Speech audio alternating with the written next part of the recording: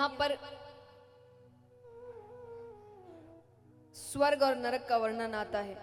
राजा परीक्षित पूछ रहे हैं कि दोनों में क्या होता है। सुखदेव जी बताते हैं स्वर्ग में इच्छाएं पूरी होती है, नरक में दंड दिए जाते हैं। अब दंड दिए जाते हैं, ये सुनकर राजा परीक्षित कहते हैं कि प्रभु ऐसा हो सकता है कि जीव पाप भी करे और नरक भी ना जाए। तब सुखदेव जी कहते हैं कि अगर अंत समय में भगवान का नाम मुख से निकल जाए तो जीव नरक नहीं जाता। ना आसान लग रहा है ना, ले लेंगे। पर जन्म जन्म मुनि जतन कराही, अंत राम कही आवत नहीं। इतना आसान नहीं है। पर यहां राजा परीक्षित कहते हैं कि प्रभु क्या ऐसा किसी के साथ हुआ है? तो सुखदेव जी बता रहे हैं कि कन्नौज नगरी में एक ब्राह्मण रहते थे, उनके पुत्र हुआ अजामिल। बचपन से अच्छी सीख दी गई है, बड़े होते हैं। एक बार रास्ते से निकल रहे हैं, एक व्यक्ति को एक गणिका के साथ संभोग करते हुए देख लिया। गणिका अच्छी लग गई, बुराई मन में प्रवेश कर गई। अब उसे अपने साथ लेकर आ गए। बुराई हमेशा नजरों से प्रवेश करती है।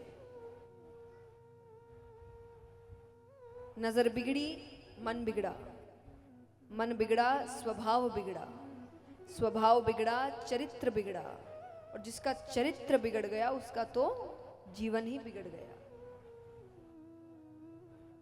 तो उनकी नजरें बिगड़ गई। अब यहां पिता की मृत्यु हो गई, अब पूरी आजादी। अब एक अवगुण आए तो बाकी अवगुणों को वो भुला ही लेती है। अब धीरे धीरे सारे अवगुण आने लगे। अब चोरी करना, डकैती करना, जुआ खेलना, नशा करना, सब काम करता वो। अब यहां पर एक बार एक संत तपस्या करके उठते हैं। अब उनको रात गुजारनी है, लेकिन किसी ब्राह्मण के घर पर। तो गांव वालों से पूछते हैं कि यहां किसी ब्राह्मण का घर है क्या? गांव वालों ने कहा घर तो है, पर वो ब्राह्मण कहलाने लायक नहीं है। उन्होंने कहा मुझे तो रात बितानी है बस। ठीक है, उससे कहा गया। अब उसने चोरी डकैती करके घर तो बड़ा खड़ा कर लिया था, एक कमरा दे दिया। अब रात में ऋषि ने सब कुछ समझ लिया कि कौन है, कैसे हुआ, क्या हुआ। सुबह जाने लग रहे तो उन्होंने कहा तुमने मेरी सहायता करी, कुछ वरदान में मांगना है तो मांगो। वो कहे सब है मेरे पास, कुछ नहीं चाहिए मुझे। तो बोले फिर मेरा एक और काम करोगे? बोले क्या? बोले तुम्हारी पत्नी अभी गर्भवती है, तुम्हें संतान होने वाली है। बोले उससे पहले भी उसे संतानें थी। तो उसने कहा तुम्हें एक और संतान होने वाली है? बोले हाँ होने वाली है।